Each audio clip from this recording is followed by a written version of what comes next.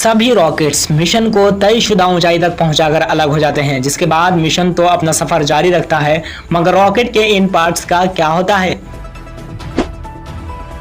क्या रॉकेट के सभी पार्ट्स अंतरिक्ष में ही रह जाता है या फिर जमीन पर कहीं गिर जाती है? और अगर ये नहीं तो फिर क्या होता है? जानेंगे सभी सवालों के जवाब इस वीडियो के माध्यम से। भारत का मिशन चंद्रयान 3 14 जुलाई के दिन दोपहर 2:35 को उड़ान भरा, जिसमें रॉकेट बादलों को चीरते हुए मात्र 130 सेकेंड यानी कि 2 मिनट 10 सेकेंड में मिशन 62 किलोमीटर का सफर कर चुका था। और यही वो समय था जब रॉकेट के मेन इंजन के दोनों तरफ लगे दोनों बूस्टर रॉकेट पूरे मिशन से अलग होकर नीचे ही रह गया और मेन इंजन स्टार्ट होकर बाकी पार्ट्स को आगे बढ़ाता रहा। मगर ये दो बूस्टर रॉकेट कहां गए? फिर 3 मिनट 16 सेकंड बाद ऊपर की तरफ दोनों हीट शील्ड अलग हो गया। मिशन तो आगे बढ़ता रहा पर हीट शील्ड अलग होकर किधर गया? 3 मिनट 27 सेकंड बाद लिक्विड इंजन भी अलग हो गया और फिर 16 मिनट 15 सेकंड में चंद्रयान 3 अर्थ बाउंड मैनवर्स के पहले ऑर्बिट तक की दूरी तय कर चुका था और तब तक क्रायोजेनिक इंजन भी अलग हो गया और फिर चंद्रयान 3 मिशन ऑर्बिट पर चक्कर लगाने लगे। पर लिक्विड इंजन और क्रायोजेनिक इंजन का क्या हुआ? क्या ये कहीं गिर गया या फिर अंतरिक्ष में ही तैरता रह गया? वीडियो को अंत तक देखिए, आपको सारे सवालों के जवाब मिल जाएंगे।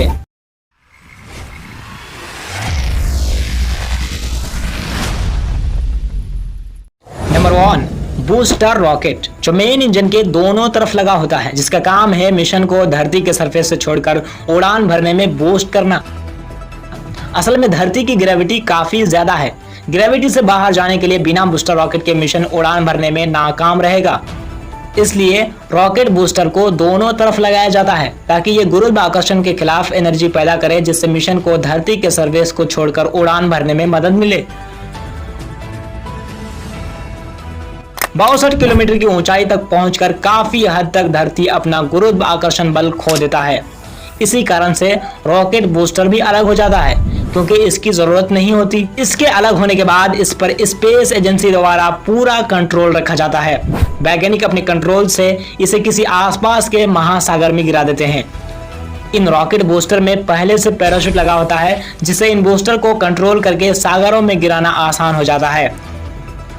महासागर में गिरने के बाद इसे नौसेना या तट रक्षक दल द्वारा खोज कर बाहर निकाल लेते हैं और फिर उसे दोबारा किसी रॉकेट के काम में आने के लायक बना दिया जाता है। अगर इसमें पैराशूट ना हो तो फिर ये किसी भी घर, मकान और सड़क पर गिर सकता है या फिर किसी हवाई जहाज से टकरा सकता है, जिससे जानो माल को काफी नुकसान पहुंचेगा। Number 2, heat shield. इसकी कहानी तो बिल्कुल अलग है। ये मिशन का वो भाग होता है जो धरती से बाहर निकलते समय गर्म और तपिश वायुमंडल से मिशन को बचाता है और सेफ रखता है। इसके बिना वायुमंडल से बाहर निकलने पर वायुमंडल के तपिश मिशन को जलाकर राख कर देगी। 100 किलोमीटर से ज्यादा ऊंचाई पर जब मिशन पूरी तरह से धरती के वायुमंडल से बाहर निकल जाता है और बिल्कुल जीरो ग्रेविटी पर पहुंच जाता है तो ये अलग हो जाता है। जीरो ग्रेविटी वाले जगह पर अलग होने की वजह से अंतरिक्ष में तैरते रहते हैं। कुछ समय में धरती की ग्रेविटी में फंस जाता है और वायुमंडल में दाखिल हो जाता है। वायुमंडल में दाखिल होते ही वायुमंडल की तपिश और गर्मी इसको जलाना शुरू कर देते हैं। वायुमंडल पार करते करते इसका ज्यादातर भाग जलकर राख हो जाता है और बाकी बचा कुचा भाग जमीन के किसी हिस्से में गिर जाता है। Number 3, liquid engine. 150 किलोमीटर से ज्यादा ऊंचाई पर यह इंजन अलग हो जाता है, फिर कुछ समय बाद धरती के ग्रेविटी में आ जाता है। फिर स्पेस एजेंसी अपने सॉफ्टवेयर और पैराशूट की मदद से समुद्र में गिरा देते हैं, जिसे नौसेना द्वारा बाहर लाया जाता है और फिर दोबारा इस्तेमाल करने के लायक बनाया जाता है।